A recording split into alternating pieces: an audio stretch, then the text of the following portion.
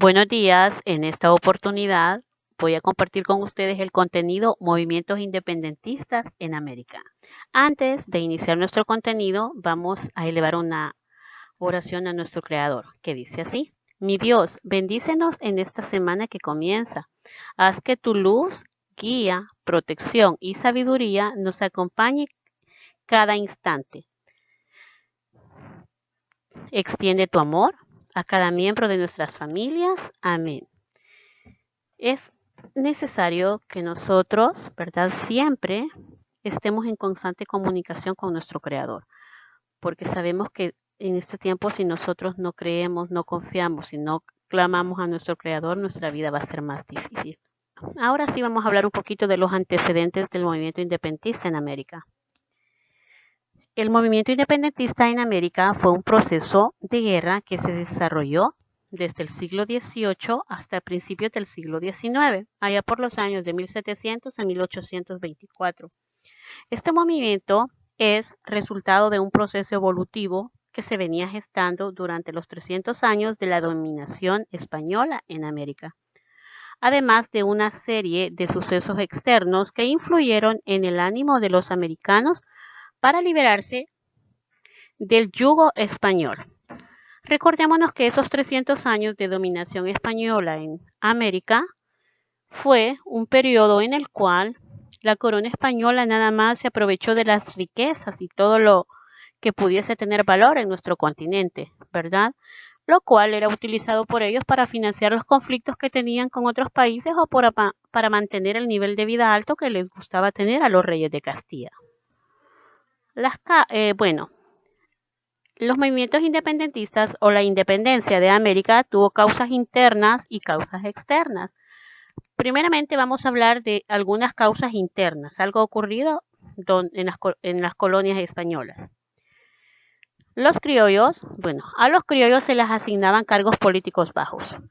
Recordémonos que la población criolla eran los hijos de españoles que habían nacido en América, y por el hecho de haber nacido en América no podían ostentar cargos políticos altos, no que eran relegados a cargos políticos de menor valor, ¿verdad? Sí tenían dinero, sí podían estudiar, pero las grandes decisiones políticas no las podían tomar ellos. Luego tenemos la esclavitud o el trabajo excesivo, a los que estaban sometidas las razas negra, indígena y mestiza. El menosprecio de los españoles peninsulares hacia los criollos. Si nos recordamos quiénes son los españoles peninsulares, son aquellos que nacieron en España. Y por el hecho de haber nacido en España, se creían con más valor que la población criolla, que siempre eran españoles, pero el hecho de haber nacido en América les daba, por eso les tenían en una clase social más baja. Por lo cual, ¿verdad? La corona española no empleaba en cargos políticos altos a los criollos, sino que eran relegados a cargos políticos de menor valor. También la impopularidad de las autoridades. Como España no empleaba a la población criolla en sus cargos políticos, las personas que venían a gobernar los territorios en América no cumplían las necesidades o desconocían las necesidades de las colonias españolas y, ¿verdad? No cumplían sus derechos. También tenemos factores externos. Los factores externos, recordémonos que son todos aquellos factores que se dieron fuera, ¿verdad? Fuera del área gobernada por los españoles. Y uno de los factores principales es la independencia de los Estados Unidos, la cual se da el 4 de julio de 1776.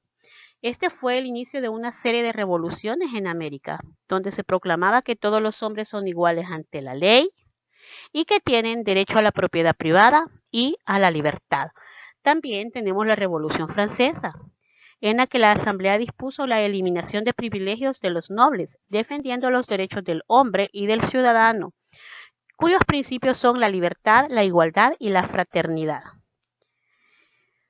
Esos son los factores externos por los cuales se dio la independencia en las colonias españolas. Luego tenemos un poquito de la independencia de México. En el Virreinato de España, la revolución comenzó en Querétaro en el año de 1809, pero esta fracasó debido a que a esto el sacerdote Miguel Hidalgo de Dolores dio paso a un levantamiento en Guanajuato el 16 de septiembre de 1810. La independencia se logra hasta el 16 de septiembre, es el día en que se conmemora la independencia de México y es recordado por todo el país como el Grito de Dolores, que fue la primera muestra contra la dominación española, en el cual se inició la Guerra de Libertad que no terminó hasta en el año de 1800. La independencia en Centroamérica. El proceso de independencia en Centroamérica fue menos violento que en México, pero también fue un movimiento lento. En 1822, Iturbide incorporó a Centroamérica al Imperio Mexicano, actuando en contra de los deseos de la mayoría de la población, que rechazaba tal unión. En 1823, tras la renuncia de Iturbide, se crearon las Provincias Unidas de Centroamérica, gobernadas inicialmente por un triunvirato compuesto por Pedro Molina y otros. Luego tenemos un poquito de la independencia de Sudamérica. Luego de los siglos de explotación, las colonias se sintieron inquietos y comenzaron sus ataques independentistas, y estos fueron dirigidos por los criollos, y era básicamente el carácter liberal. Bueno, la independencia en lo que es Centroamérica la promueven los criollos, al igual en Sudamérica. Ya en México la independencia es promovida por los indígenas. Ahora tenemos una actividad. La primera pregunta dice de esta manera: enumera y explica los factores externos de la independencia de América. Eso lo que usted va a hacer nada más es enumerarlos. Por ejemplo, número 1, factores externos. Me anota cuál es el factor externo. Por ejemplo, la independencia de Estados Unidos, pero me va a explicar un poco también de la independencia de Estados Unidos.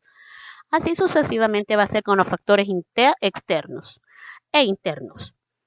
Luego, ¿qué clases sociales fueron las que iniciaron el proceso de independencia en México? Para esto, ¿qué va a hacer usted? Leer su libro de texto. Ahí está quienes iniciaron el proceso de independencia en lo que es México. ¿Y quiénes fueron?